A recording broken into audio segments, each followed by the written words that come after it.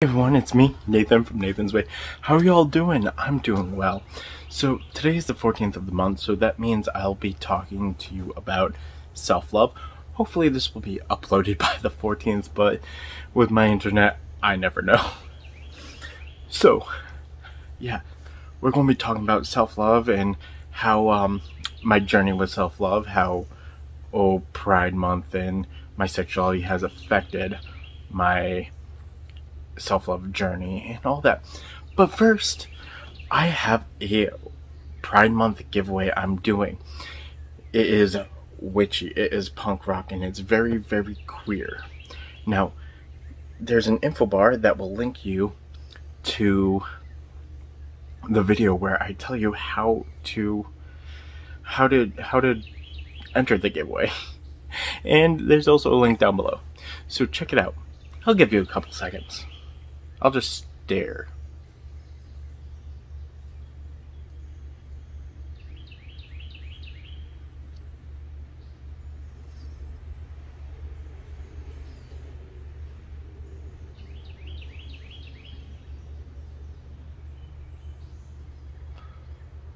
Did you enter? Did you enter the giveaway? Okay, couple more seconds.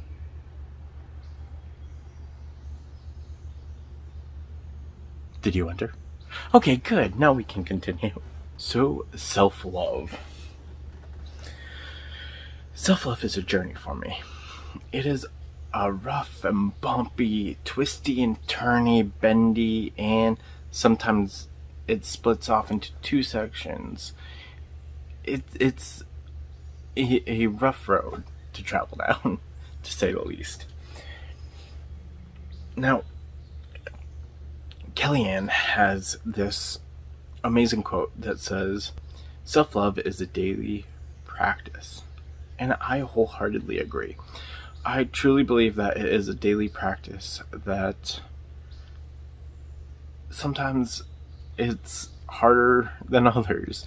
You have to be constantly on yourself to want to love yourself. You want to improve yourself. You want to keep going. But daily practices aren't for everyone. Daily practices are very hard, especially for me. So, when it comes down to it, how is self-love a daily practice, but self-love, a daily practice isn't for everyone? Well, here's what I think. I think every time you have an inkling or a negative thought about yourself, I have a lot of negative thoughts, you have to counteract it. And sometimes that self-defeating behavior that I sometimes get is the perfect reminder for me to love myself more. Now, do I do this every single time where I have a self-defeating thought? No. And it crushes me, to be frankly honest. Sometimes I'm in a downward spiral because of stress, because of anxiety, because of panic, and it gets to me. It really gets to me sometimes, and it is okay. It is okay when you're struggling and you don't necessarily have the capability to say self-loving things to yourself. Now, what do you do? What can you do? Well, I personally, anytime I brush my teeth, anytime I do something that benefits me, like eating lunch, eating breakfast, I know that that is helping myself. And you just gotta put your intent into the littlest, tiniest details. And doing the littlest, tiniest details is sometimes very beneficial. Now, I wasn't taught to be self-loving. I wasn't taught that self-love was a daily practice, or self-love is a thing I had to know how to do. I didn't know that. And I'm sure a lot of people don't know. Now, we have to teach ourselves sometimes. That is the bottom line. We have to teach ourselves how to love ourselves. And there is no right or wrong answer. It's all about experimentation. What makes you feel happy? What makes you feel joy? What makes you spark joy? And we have to teach ourselves that we are worth the love we give ourselves. Self-love is very hard for me because I have my self-doubts, I have self-loathing, I have self-sabotage. I do that constantly, and it is a struggle. But having a relationship with yourself and building that relationship is probably the most strongest thing you can do. Now, how do you do that? Well, you gotta figure out what makes you you. What makes you happy. You are on a date with yourself. You are in a relationship with yourself. How are you going to build up that trust, that respect, that thing? It's the littlest details. Now, where does all my self-loathing, self-hate, self-sabotage come from? Well, it came from years of suppressing who I was. It came from never feeling good enough. It came from society and the schools, my peers. It came from the stress of just everyday normal BS. And it is hard when you're pushed down, and pushed down so much that you have no self-confidence, you have no self-worth, that you're basically struggling to survive.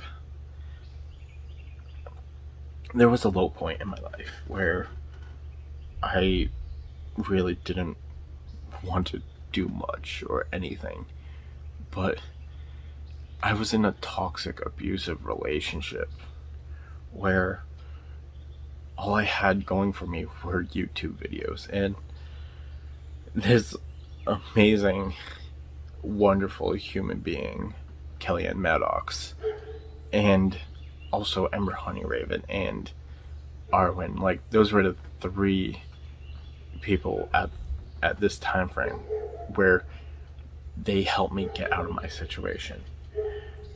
Kellyanne taught me about self-love, or loving yourself. She also taught me the terminology for chaos magic and what that was about. Kellyanne really helped with my journey, with my spiritual journey, because I did have a spiritual journey prior, but this was a turning point where I was like, I need to be me. I need to do what makes me happy. I need to fix my life, turn it around, and really embrace who I am. Now, acceptance. Acceptance is very hard for me. I had a hard time accepting my sexuality. I had a hard time accepting who I was as a human. And these videos really helped me. They motivated me. They got me to a point where all I had to do was just be free. And you're probably saying, how can one be completely free? Well, at that point in my life, it was a really dark time. I was with a toxic person. It was mentally abusive, among other things.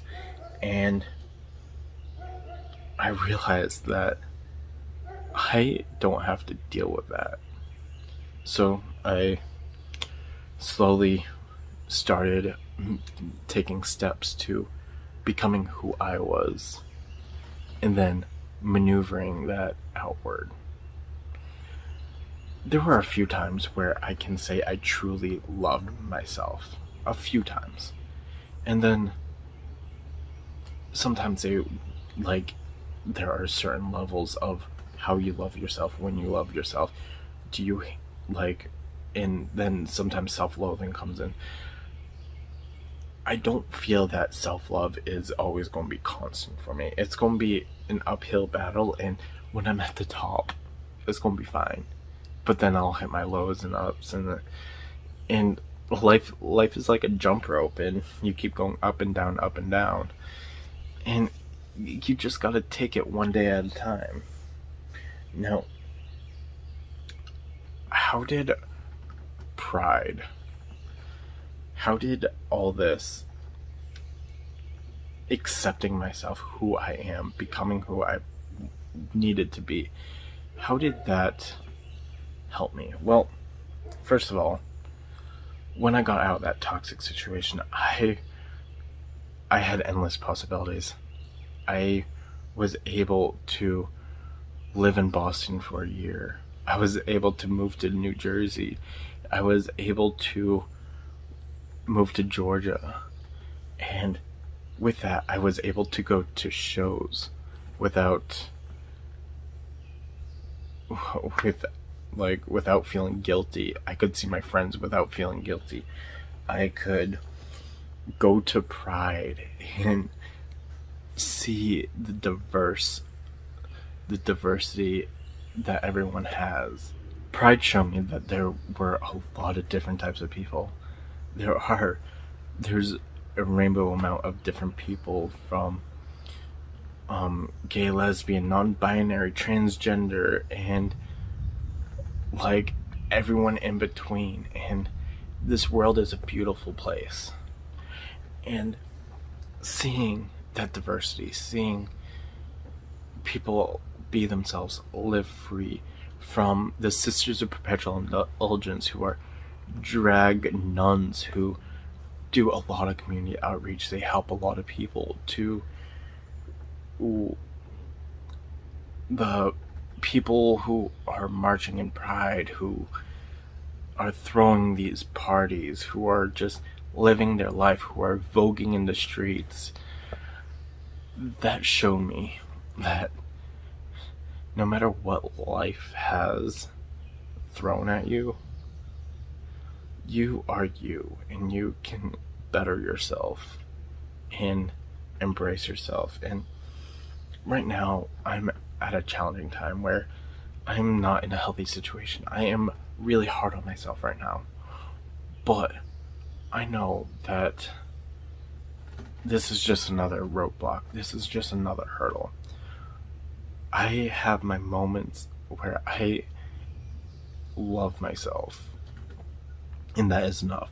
When I have a cup of tea on the front porch, or when I play with my dog, when I am embracing who I am, when I am just hanging out with Ember because she's the only person I've seen within a year, that is when I love myself the most. Self-love is not necessarily... Self-love is a very internal thing. And only you know what will make you love yourself more. And for me, that is expressing myself. It is seeing friends. It is being on the road. It's traveling. It's swimming. It's all the things I love and find joy in. And if we can find a daily joy that makes us happy, and we can combat all the internal negative, hateful things we say to ourselves with a simple thought of self-worth or kindness, that is all that we need, or that's all I need. And yes, it is extremely hard. I sometimes beat myself up over it, but the thing is that we cannot give up on ourselves, because when we do, when we give up on ourselves, that's when the monsters win. I hope I make some type of sense, but I don't know. All I know is I will never let the monsters win. Anyways, well, with that being said, thank you so much for coming on this journey with me. If you like more videos like this, please consider liking, subscribing, and hitting that little notifications bell down below for more updates. And let me know in the comments down below about what self-loving things you are doing for yourself during this month of Pride. What brings you the most pride within yourself? That sounds really good. Well, thank you so much.